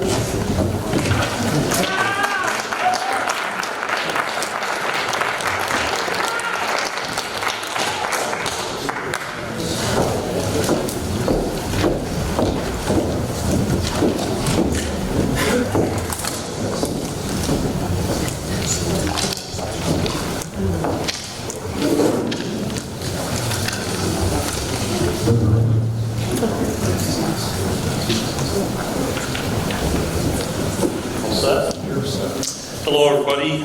Thank you to the League of Women Voters for having us here in Kenston. My name is Dennis Bergansky, and I'm running for a seat on the Kenston School Board. My wife Kathleen and I have lived in Auburn Township since 2000, and we have 2 children in the Kenston district. My son, well, he just finished. He graduated in 2021, and he's now attending Kent State for education. And my daughter Samantha, who's somewhere floating around out here, she's going to be a 2023 graduate. They're both very active in sports since kindergarten, which led me to coaching Kenston sports, rec and travel teams from 2007 until 2 years ago. Now I'm just a bomber spectator, so I get to yell from the stands. Our family is also very active in Geauga County 4-H. I am currently on the Geauga County Planning Commission and on the Auburn Township Zoning Board.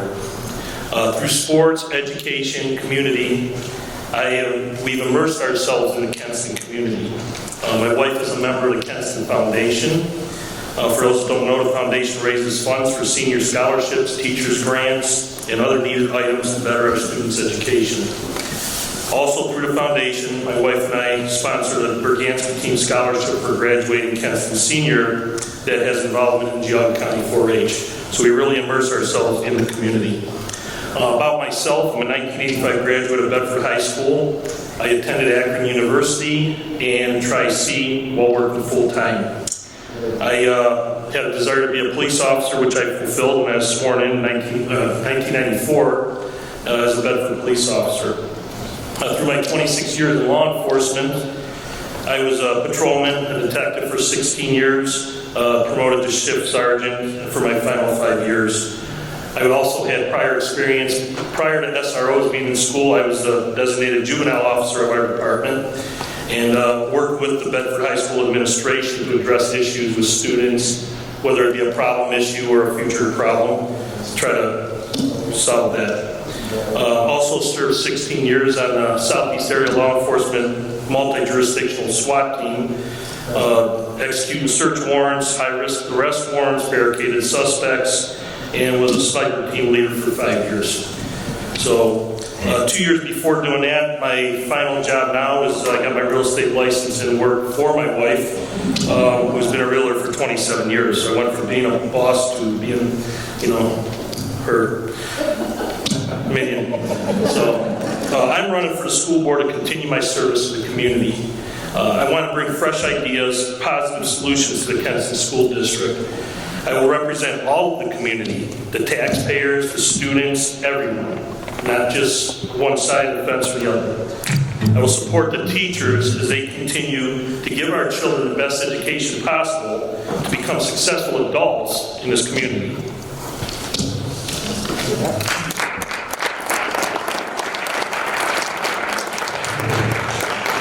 Beth Krause.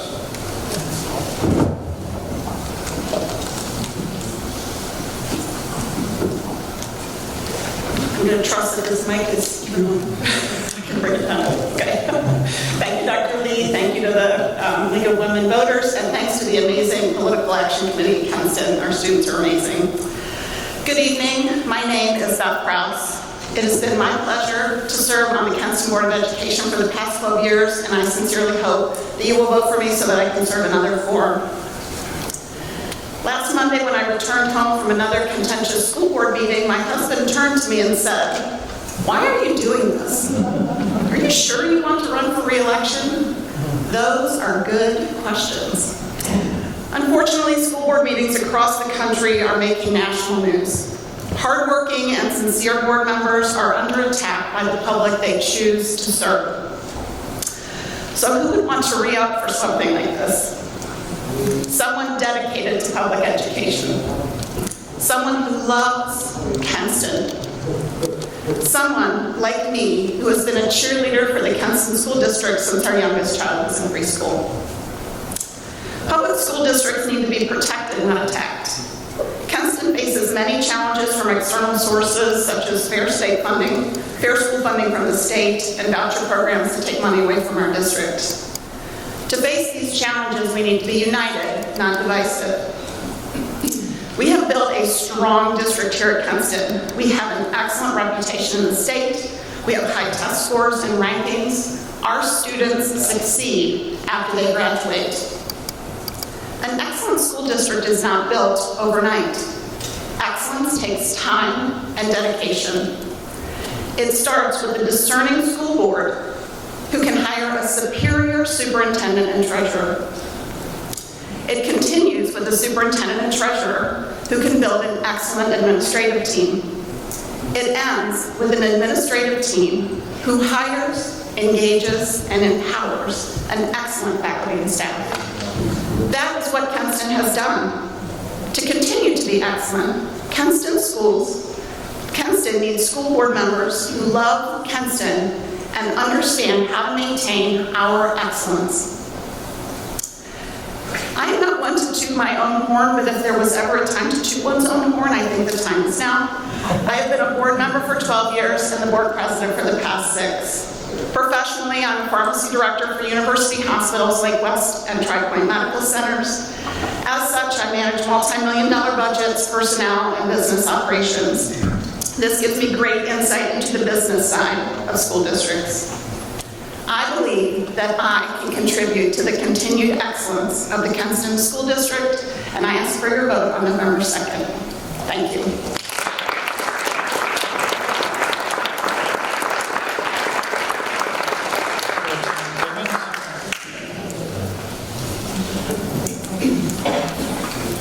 Good evening, everybody. My name is Benjamin Timmons. I would like to thank League of Women Voters and Kim students for hosting this tonight. A little bit about myself. I grew up in Auburn Township. I've lived in Auburn Township the majority of my life. Graduated in 1999, and then was fortunate enough to go to Western University to earn a bachelor's degree. When the moment came for my wife and I to move back home, it was an easy decision. We wanted to move back here, and for the majority of the reason, we had family, but also the excellent school district that we want to move back to. I currently, with my wife, we have 4 children. Carly, who was 12, she's in 7th grade. William, who is 2, he's not 2, he's in the 2nd grade.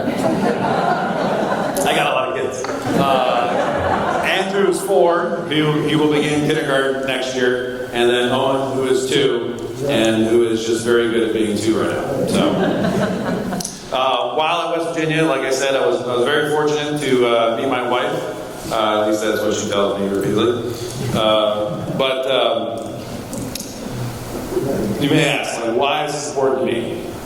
My children are very important, and the education they receive is of the utmost importance. I greatly enjoyed my time at Kenston. I learned so much from the staff, and that's one of my focuses I want to continue, to support the staff so they have the tools and resources to educate our kids. I want to continue the great tradition of the education in Kenston, but also we need to maintain a safe, consistent, and healthy environment for the kids to go to. And that starts with the kids staying in school. It's very important that they attend school in person. We also need to create a balance of the technology and hands-on personal interaction with our children. It seems to me, and it is modern age, that we use more and more technology, and we lose some of that personal interaction, that personal experience that some students maybe not didn't see. So to balance that out, I think is very important. Increased transparency of some of the rulings and decisions that the school board makes. Increased transparency on the funding at the local level and the state levels. I think is highly important. With my time warning, I would be honored to receive your vote on November 2nd and continue a family tradition that's very important to me. Thank you.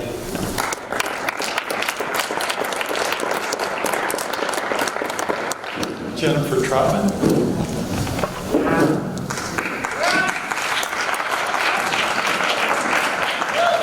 I mean last but not least, right?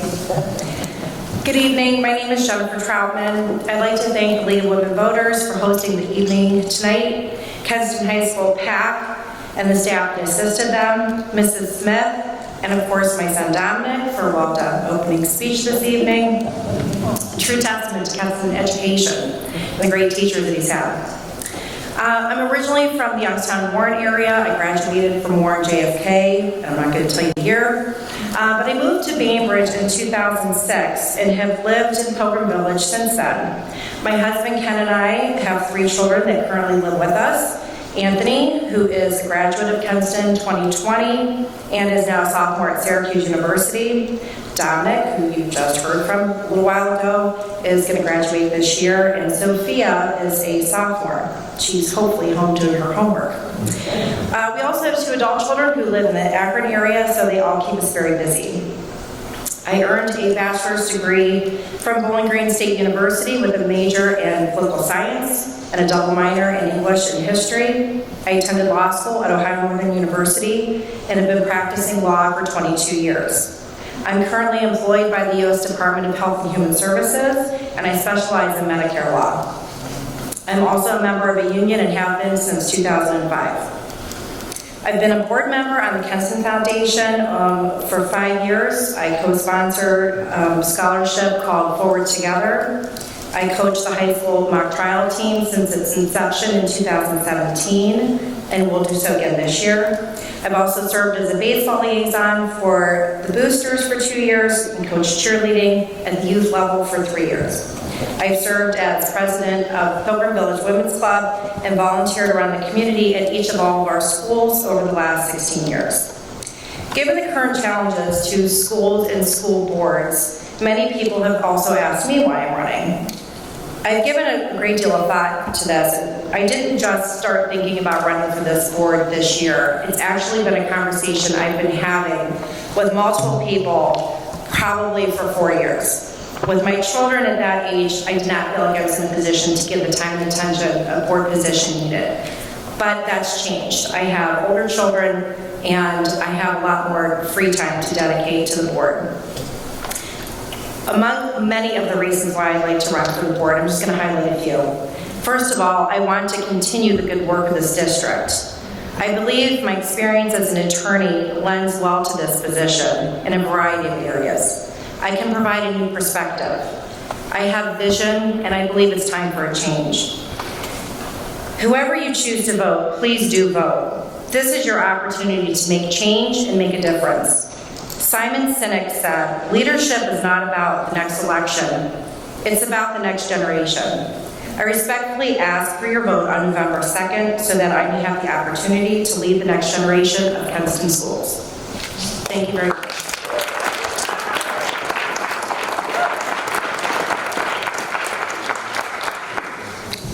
Okay, we will go into questions, and we'll start right at the top again. We'll start with Dennis Bergansky. This first question is, how successful do you think Kenston School District has been in encouraging diversity, equity, and inclusion, including LGBTQ? Do you support these efforts? Well, personally, I think they've been very successful.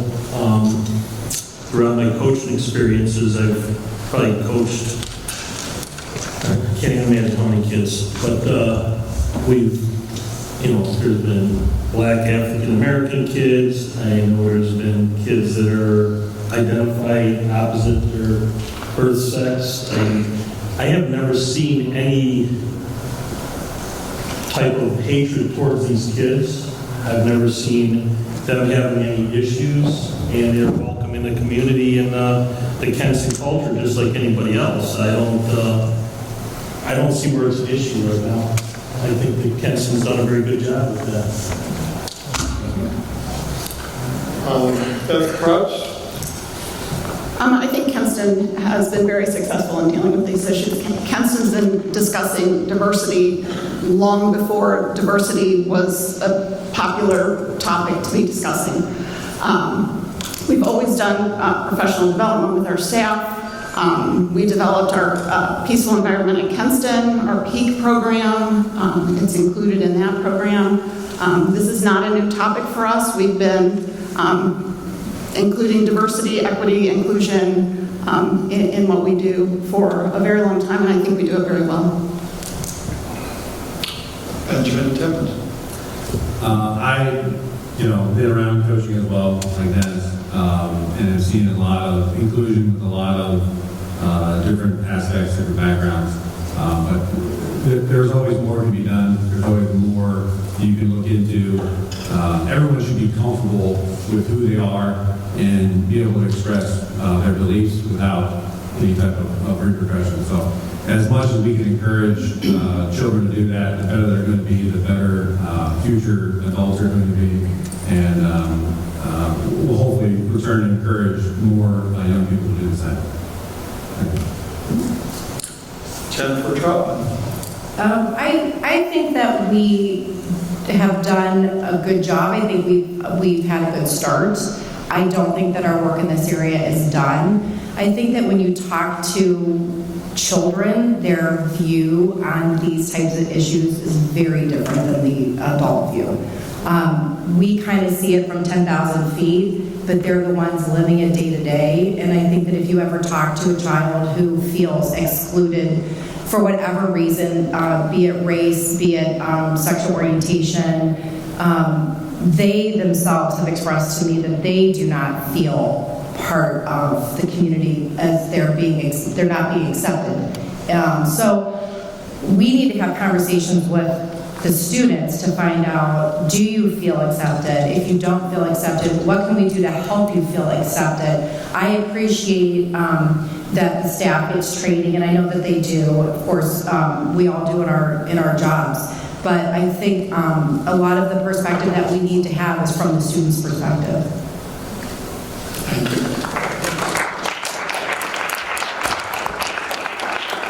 The next question is just for Benjamin Timmons, and actually for Bill Timmons too also, but do you see the potential for conflict of interest if multiple members of one family serve in the board at the same time, and when an additional member of the family is also employed with the district? So I can assure you that between me and my father, we are different people. We have different views on many different things, which we openly discuss with each other and disagree with each other. So I can assure you that it will be my own vote and my own voice. The conflict, so just so everyone is aware, I have a brother who is a science teacher in the middle school, and he does an excellent job with new technologies and bringing all kinds of new and different things to school. Him being my brother, I guess there would be sometimes a direct conflict if there was a vote on his salary or something like that, which I can abstain from, and the other board members can vote. But being a part of this community, not only my brother was a school teacher, my mother was a school bus driver for many years, and many other family friends that are a part of this community. Thank you. Okay, last question, and we will start with Jennifer Troutman. As what do you see as the role of science, data, and research in making policy decisions that affect the health of students, staff, and their families? One more time. Okay. What do you see as the role of science, data, and research in making policy decisions that affect the health of students, staff, and their families? So I'm going to assume, on a whim, that this is addressing a math issue. I don't know why I think that, but I just kind of do. I think that science, data, and research should play into the conversation when we're talking about whether or not we're going to mask mandate the schools. First and foremost, as a school district, we must, and by law, have to provide a safe working environment for our teachers, our faculty, our staff, and any support staff that works for us. We also have to provide a safe learning environment for our students. So at this moment in time, what the data, research, and science is showing us, based on the fact that we have extremely low numbers across our district with COVID, we have not had a shutdown. We are in-person learning. I would say, even though my kids hate wearing masks, and I get it, and I'm sorry, it's working, but it also needs to be reviewed periodically.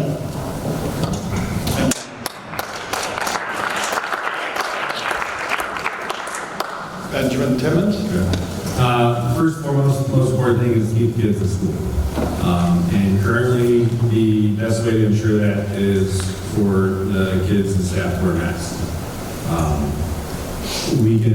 I agree, there should be a reevaluation process on a set timetable that we review the numbers and review the data to see if a decision is, to change that is warranted. But as of right now, the best decision is to keep the kids in school. Thank you. Beth Cross. So for those of you that follow the Kenston School Board meetings, you'll know that 2 meetings ago I read a statement on this topic and just talked about how the board sort of came to the decision. And we do look at science, and we do look at data, and we do look at research. Last meeting, Tom Manning read a statement sort of explaining a little bit more about how the masking requirement currently at Kenston keeps kids in school based on quarantine. So if the kids have masks on in a classroom where there's exposure, the quarantine rules are very different than if there is no mask. So, the board has provided some explanations, and I agree with all of that.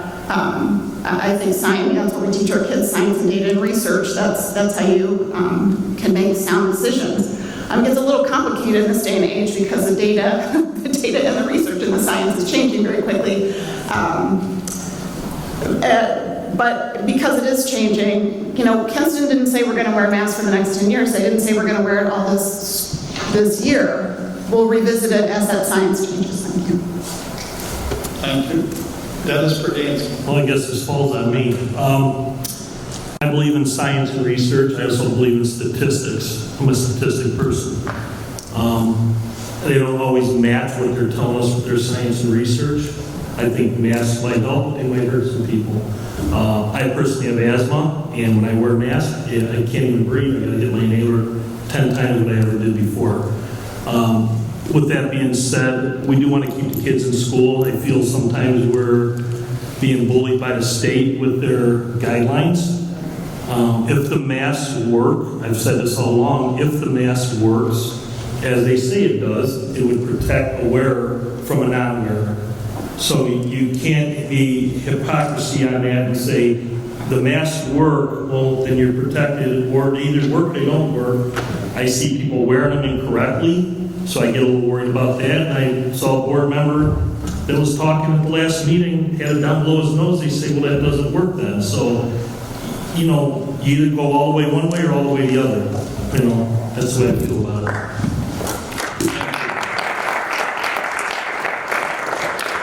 This concludes our questions for you, and I want to thank you all and all the candidates that came tonight.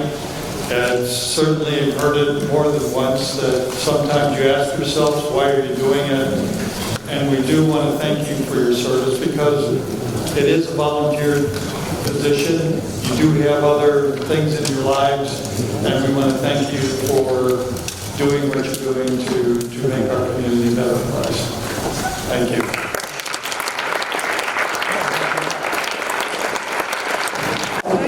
We have one last closing statement from the PAC.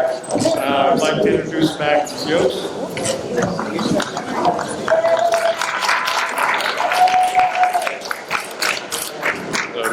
Good evening, everybody. My name is Max Yost, and I'm a senior here at the high school, and I'm a member of PAC. I'd like to thank everyone who came out here to this forum. It's great to hear what our candidates have to say about these issues. Granted, what they say is truthful. So with that, I bid everyone a farewell and a good night, and thank you again for coming.